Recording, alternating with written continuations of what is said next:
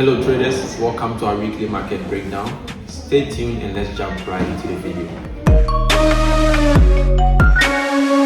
Here is US30. Let's start our analysis on the monthly time frame. So on the monthly time frame, you can clearly see price actually on an uptrend. You have this high, a low, a break of this high to create a new high, and then this is a pullback. So on the monthly time frame, we are having just a pullback and a possible continuation to the upside, right? So we all know that whenever the market breaks a resistance like that, we have a resistance broken, sometimes the market will just come back to the resistance as support and then trade to the upside, right? So with US30 pulling back, we actually spotted an area where the market is likely to pull back to before going to the upside, and that was this level, right? So the market actually created a resistance here and then dropped, created a resistance here and dropped, and finally broke out. So we're expecting the market to either maybe pull back to this level, take a support, and then trade to the upside. So we were looking at this zone as a key area where the market is likely to react. Let's go on the weekly time frame. So on the weekly time frame, this is where we actually added our trend lines. So right here we have our support trend line and also our resistance trend line.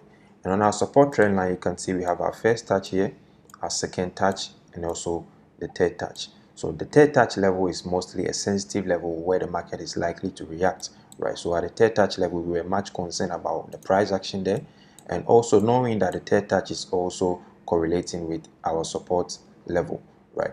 So on the 4-hour time frame, this is where we actually got our entry.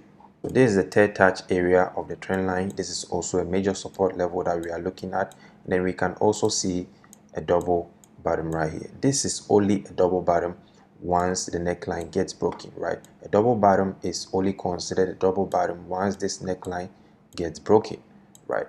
This is not a double bottom. If we have something like this is not a double bottom, price can either continue going to the downside, right? So we want to wait for the break of this neckline to confirm that indeed this is a double bottom, and then expect price to go to the upside. So right here we confirm that this is a double bottom, and then this is just a pullback of the double bottom, right? So right here, what did we do as our entry? We waited for the pullback of this double bottom. So we have our neckline zone right here, and then this was just a pullback. So let's fast forward this. You can see we had an engulfing candlestick or bullish momentum candlestick right here, right? Adding patterns as well, we can also call this the bullish flag, right? This is the impulse, this is the flag. So taking our entry, we just got in here as a buy, stop loss just at this level, and our take profit will be at the next high, right? So let's fast forward this and see what happened. So you can clearly see that price actually smashed through our take profit and also approaching the overall take profit. So this was actually a textbook trade that we took on US30. If you go down on the lower time frame, such as the 1-hour time frame, we can also see the same structure forming, right? There's an impulse, we had a correction here with the flag. We could have added one more position at the break of this flag. The same thing happened here, right? We had a pullback which also gave us the flag. Could have entered another position at the break of this flag to the upside, right? So currently price is approaching this resistance zone, and then you can see that we are going correctively, right? We had an impulse, correction, impulse, and price is going correctively. So there are two things that can happen. Price can actually approach there correctively with either a rising wedge pattern, right, which will actually cause the market to either trade to the downside, or we can actually break this level and continue going to the upside. So here we are on the EURGBP, and this is on the monthly time frame, and then we can clearly see that price is actually in this range, right? Price is not creating higher highs, neither it's creating lower lows, right? So we can clearly see price is actually stuck in this range. But we have this area as our resistance level, and then this is actually the support level where price is actually trading in between. So let's go down on the daily time frame. So on the daily time frame, we can clearly see that price was actually trading to the upside with a higher high, higher low, higher high formation, right? We have the higher high, a higher low, higher high, higher low, higher high, higher low, a new higher high, which actually got rejected by the sellers, right? We had the sellers pressure coming in to push this price to the downside.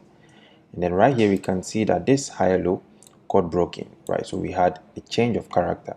As we know, for a change of an uptrend, we want the higher low to be broken. So this is the higher low, this higher low got broken, and this is actually an indication that price is likely to reverse. So we had that right here, and then that gave us an indication that price is likely to reverse.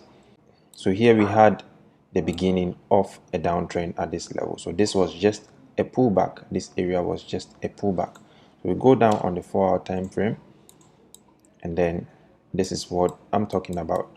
So we have the impulsive leg coming in from the upside, and then this is just a pullback, which on the lower time frame, such as the 1-hour time frame or the 15 minutes, is going to look like an uptrend. But doing our multi-time frame analysis, we can know that this is just a pullback, right? So this is just a pullback that broke to the downside, and then price actually traded to the downside. And we also had price correcting to the upside. That is when I actually correlated, that is when we actually spotted this level, right, which acted as a resistance, and then price broke below and coming back as support, right? So drawing that, we can also have the same correction phase to the upside, which is also a pattern that is going to break to the downside.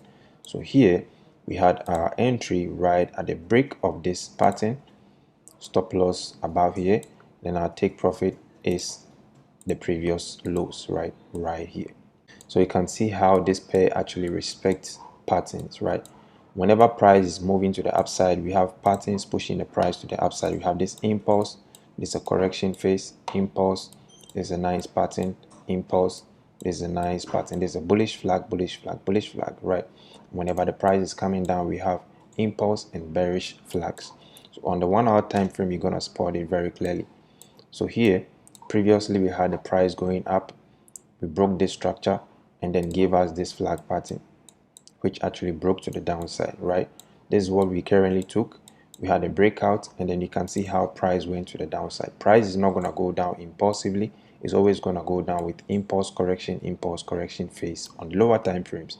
So right here, if you miss this entry, you could have entered right here at the break of this structure, or if you were already in this trade, you could have added one more position to this break of this structure right here. And then also we had the same pattern here.